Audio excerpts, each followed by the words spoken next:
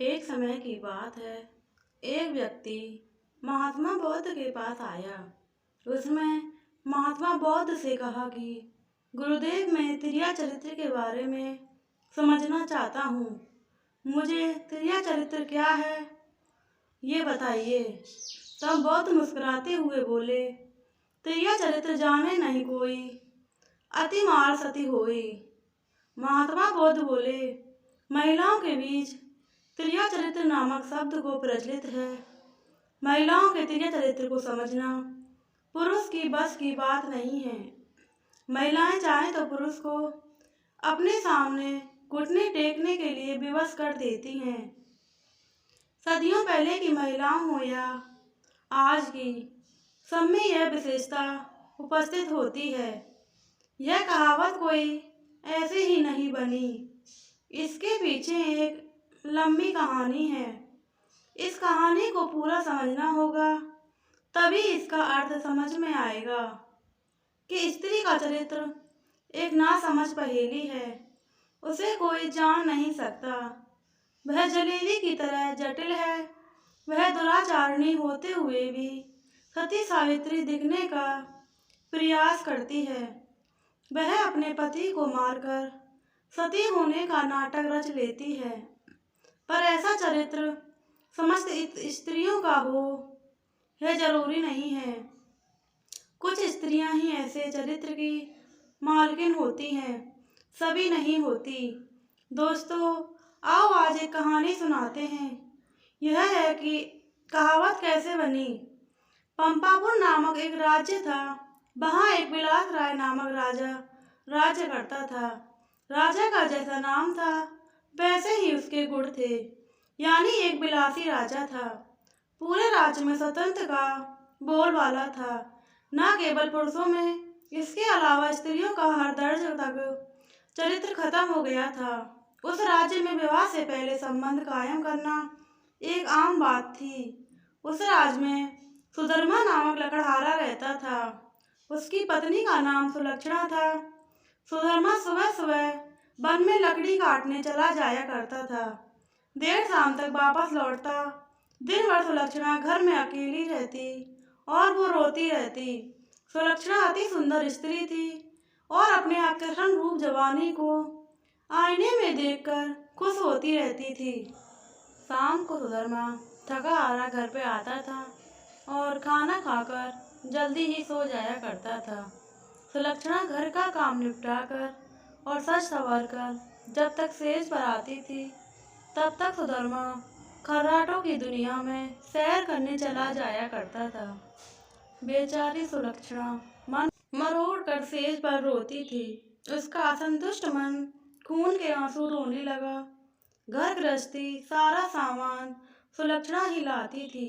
एक दिन सेठ कहीं गया हुआ था और उसकी दुकान पर उसका जवान पुत्र चिंतामणि बैठा था। वह सुंदर तथा बलवान था। सुलक्षणा उसकी जवानी पर फिदा हो गई। सेठ के बेटे ने भी सुलक्षणा जैसी सुंदर स्त्री पहली बार देखी थी, इसलिए वह भी सुलक्षणा की ओर आकर्षित हो गया। दो जवान दिल मिल गए तो अब बदन भी मिलना भी आवश्यक हो गया था। चिंतामणि ने एक मिलन का स्थान भी खोज लिया था। सुलक्षणा रोजाना सुधर्मा के सो जाने पर चिंतामणि से मिलने जाने लगी और वह सुबह होने पहले वापस घर आ जाती थी। सुलक्षणा और चिंतामणि की मौज मस्ती बिना किसी रुकावट के चलने लगी। एक दिन सुधर्मा जंगल में लकड़ी काटने गया था तो उसने देखा कि एक साधु बेहोश पड़ा है। सुधर्मा ने उस साधु पर ठंडे पानी के कुछ छींटे मारे तो उस साधु ने आंखें खोल दी। सुधर्मा ने उस साधु को बैठाया और ठंडा जल पिलाया तो जब जान में जान आई। थोड़ी देर बाद सुधर्मा ने उसे खाना भी खिलाया तो साधु के बदन में थोड़ी ताजगी आ गई तो वह चलने फिरने लग गया। सुधर्मा ने उस साधु से निवेदन किया कि कुछ दिन वह उसके घर पर रुके। सुधर्मा के कहने को साधु महाराज टाल नहीं सके और शाम को साधु महाराज सुधर्मा के घर आ गए। साधु को देखकर सुलक्षणा के तन बदन में आग लग गई। उसे लगा उसकी चोरी पकड़ी जा सकती है, इसलिए वह साधु को घर में न रखने की जिद पर अड़ गई। सुधर्मा ने उसके सामने समर्पण करते हुए कहा कि साधु महाराज बस 1-2 दिन ही रहेंगे। इस पर सुलक्षणा राजी हो गई। रात में सबने खाना खाया और साधु के लिए आंगन में चारपाई बिछा दी। सुधर्मा खाना खाने के बाद ही सो गया था, लेकिन सुलक्षणा की आंखों में नींद कहाँ थी। वह तो चिंतामणि की सूरत बसी हुई थी। उसका मन उड़कर चिंतामणि के पास चला गया था, लेकिन बदन तो सुधर्मा के ही घर में पड़ा था। यौवन को मन से ज्यादा तन की जरूरत होती है। सुलक्षणा को अपना बदन जलता हुआ महसूस होने लगा। उस आग को बुझाने के लिए उसे चिंतामणि के सागर की आवश्यकता थी। सुलक्षणा उठी और उसने देखा कि सुधर्मा खर्राटे ले रहा है। तब वह साधु के पास गई। साधु भी चुपचाप लेटा था। सुलक्षणा ने उसे सोता हुआ जाना और फिर वह बन संवर कर चिंतामणि से मिलने के लिए चल दी। साधु एक अनजान व्यक्ति के घर में ठहरा था और सुलक्षणा ने उसे बड़ी मुश्किलों से घर में रहने दिया था, जबकि यहाँ रहने के लिए कहा ही नहीं था। सुलक्षणा के व्यवहार को देख के साधु को लगा कि दाल में जरूर काला है। वह सोचता ही रहा और उन दोनों की मौज मस्ती देखता रहा। जब सुलक्षणा उसके पास आई तब वह साधु चुपचाप लेटा रहा। उसने सुलक्षणा को बन संवर कर कहीं जाते हुए देख लिया था, लेकिन वह चुपचाप लेटा रहा। उसने यह भी देख लिया था कि सुबह होने से पहले सुलक्षणा वापस आ गई थी। उसे अब सारा मामला समझ में आ गया था। दूसरे दिन सुधर्मा जब जंगल से लौटा तो साधु ने उसे अपनी पत्नी से सावधान रहने को कहा और ये भी कहा कि तुम्हारी पत्नी रात को किसी से मिलने कहीं जाती है। इस पर सुधर्मा को सुलक्षणा पर बहुत गुस्सा आया और उसने सुलक्षणा को बहुत मारा पीटा। उसने सुलक्षणा को एक खम्भे से बांध दिया और सो गया। सुधर्मा के मकान के पास में हरिराम नाई रहता था, जिसकी पत्नी का नाम सुशीला था। सुलक्षणा की तरह सुशीला भी चरित्रहीन थी। उसने भी कई पराये मर्दों के साथ संबंध बनाए थे, जो कि दोनों एक ही नाव पर सवार थीं, तो दोनों पक्की सहेलियां बन गईं। दोनों एक दूसरे का संदेश लाने ले जाने का काम करती थीं। इसलिए दोनों स्त्रियां एक दूसरे के प्रेमियों को भली भांति जानती थीं। उस रात जब काफी देर तक सुलक्षणा नहीं आई तो चिंतामणि को चिंता होने लगी। वह भागा भागा सुशीला के पास आया और सुलक्षणा के घर बुलाने लाने के लिए सुशीला से कहने लगा। सुशीला सुलक्षणा के घर गई, उसे खम्भे से बंधा पाया। तब सुलक्षणा ने सुशीला से सारी कहानी बताई। सुशीला ने चिंतामणि का संदेश सुलक्षणा को दिया तो सुलक्षणा ने अपने बंधे होने की मजबूरी बता दी। इस पर सुशीला ने कहा, ऐसा कर, तेरे बंधन में खोल देती हूँ तो तू चिंतामणि से मिला, जब तक मैं यहीं बंधी रहूंगी। इसके इस प्रस्ताव पर सुलक्षणा राजी हो गई और अपनी जगह सुशीला को बांधकर चिंतामणि से मिलने चली गई। साधु महाराज ये सब देख सुन रहे थे, पर वो चारपाई में चुपचाप पड़े थे। रात में जब सुधर्मा की नींद खुली तो फिर सुलक्षणा पर थोड़ी दया आ गई, तो उसने सोचा कि उसने कुछ ज्यादा कठोर रूप धर लिया, अब उसे खोल देना चाहिए। लेकिन मन ने कहा, अगर वो फिर से अपने प्रेमी से मिलने चली गई तो अब इस सवाल का जवाब कोई नहीं था उसके पास। उसने कहा कि सुलक्षणा मुझे वचन दे दे कि वह अपने प्रेमी से मिलने नहीं जाएगी तो वह खोल सकता है। सुधर्मा ने जोर से आवाज लगाई, बेवफा, अगर मुझे तू ये कसम दे दे कि दोबारा तू मिलने नहीं जाएगी तो मैं तेरे बंधन खोल दूंगा। लेकिन वह पर जो सुलक्षणा नहीं थी, सुशीला बंधी हुई थी। सुशीला ने सोचा, अगर वह कुछ भी बोलेगी तो उसकी आवाज से सुधर्मा उसको पहचान जाएगा कि वह सुलक्षणा नहीं कोई और है, इसलिए वह कुछ बोली नहीं और चुप रही। उसके इस तरह चुप रहने पर सुधर्मा को गुस्सा आ गया और उसने गुस्से में आकर कुल्हाड़ी फेंक कर दे मारी। कुल्हाड़ी सीधी सुशीला की नाक पर जाकर लगी और उसकी नाक कट गई। वह अंदर ही अंदर सारा दर्द सहन कर गई, लेकिन उसने एक भी आवाज मुंह से नहीं निकाली थी। कुल्हाड़ी फेंककर मारने से सुधर्मा का गुस्सा थोड़ा ठंडा हो गया और वह सो गया। सुलक्षणा और आज जल्दी ही वापस आ गई और जल्दी जल्दी सुशीला के बंधन खोल दिए। तब सुशीला ने अपनी कटी हुई नाक दिखाई और सारी कहानी सुना डाली। सुलक्षणा यह सुनकर और देखकर कांप उठी, मगर अब होगा क्या, हो क्या सकता है। सुशीला अपने घर को चली गई और सुलक्षणा फिर वहीं खम्भे से पर खड़ी हो गई। साधु बाबा चारपाई पर पड़े पड़े यह सारा त्रिया चरित्र देख रहे थे। थोड़ी देर बाद जब सुधर्मा की नींद खुली तो उसने अपनी पत्नी सुलक्षणा से फिर कहा कि देख, तू अब भी मुझसे सच सच कह दे और मुझे यह वचन दे कि तू उससे मिलने नहीं जाएगी तो ठीक रहेगा, नहीं तो जिस प्रकार मैंने तेरी नाक काटी है, अब तेरे दोनों कान भी काट दूंगा। जब तू नकटी और वह बूची हो जाएगी तब तेरा घर से निकलना ही मुश्किल हो जाएगा।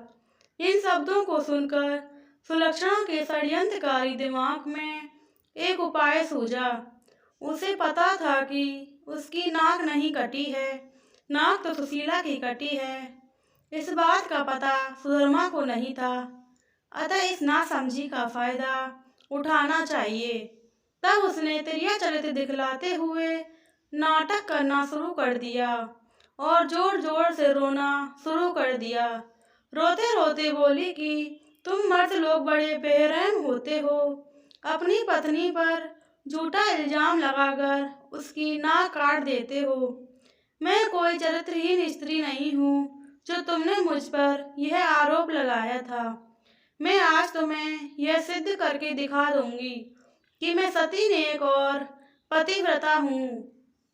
ऐसा कहकर उसने आसमान की ओर संबोधित करते हुए बोली, हे भगवान, हे माता गौरी, हे समस्त देवी देवताओं, हे दसों दिशाओं के देवता, आप मेरी सभी बात पर ध्यान से सुनो और मेरे साथ न्याय करो।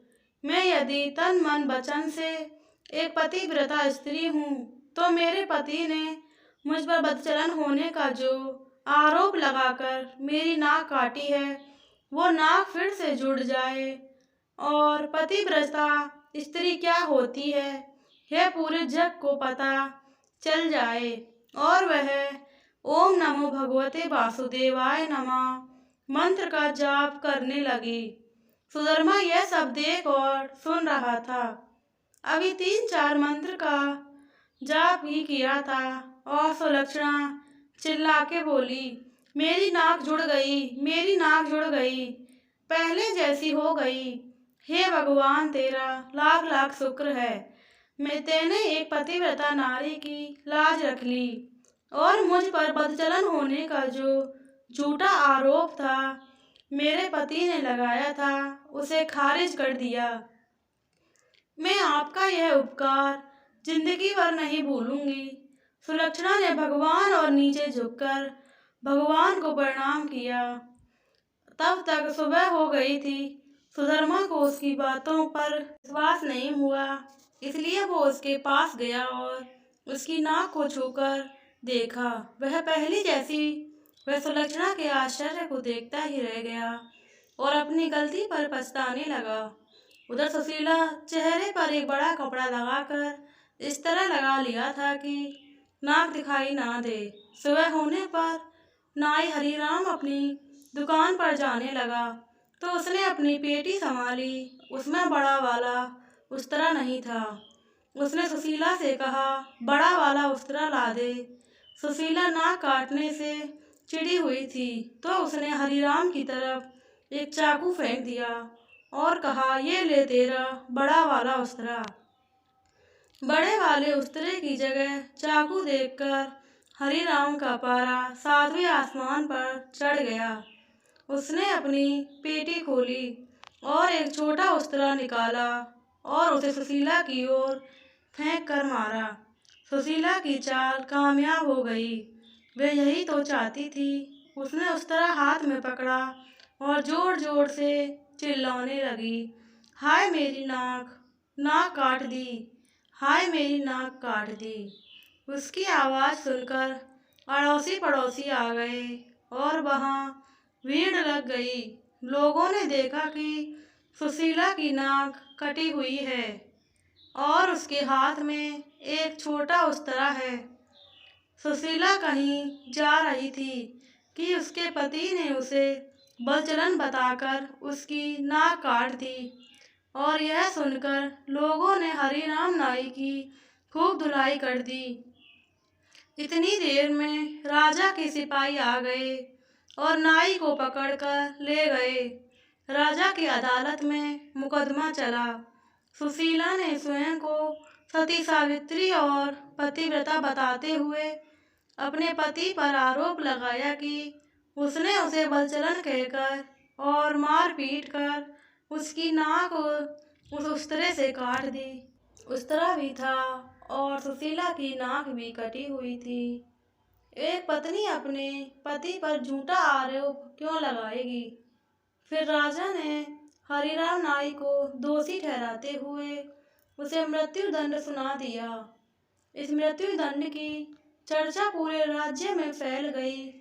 सुधर्मा के घर में ठहरे हुए साधु ने जब हरिराम नाई की मृत्यु दंड की बात सुनी तो वह विचलित हो गया और उसे दोनों स्त्रियों के त्रिय चरित्र का संपूर्ण ज्ञान था। इसकी चपेट में एक निर्दोष व्यक्ति हरिराम नाई आ रहा था। वह अपनी जान से हाथ धो रहा था। अब वह राजा के पास गया और संपूर्ण घटनाक्रम राजा को कहकर सुनाया। राजा ने सुधर्मा और सुलक्षणा को दरबार में बुलाया और सुशीला को भी कड़क आवाज में सारी बातें सच सच बताने के लिए कहा। तब सुलक्षणा और सुशीला ने सारी बातें सच सच बता दी और अपने स्वांग को भी बता दिया। तब मामला पूरी तरह से साफ हो चुका था। दोनों स्त्रियां अपराध सामने आ गया था और हरिराम नाई निर्दोष सिद्ध हो चुका था। इस षड्यंत्र के लिए दोनों दुराचारिणियों को भीषण दंड दिया गया था, लेकिन स्त्री और साधु बालक को मृत्यु दंड नहीं दिया जा सकता। इस शास्त्रीय विधान के अनुसार दोनों स्त्रियों के नाक कान काटकर उन्हें छोड़ दिया गया। उस पूरे वृत्तांत को देखकर साधु महाराज बोल पड़े, त्रिया चरित्र जाने ना कोई। दोस्तों, वीडियो अच्छी लगी हो तो वीडियो को लाइक करें, कमेंट करें और शेयर करना बिल्कुल ना भूलें। और इस कहानी के बारे में आपकी क्या राय है, कमेंट में ज़रूर बताएं।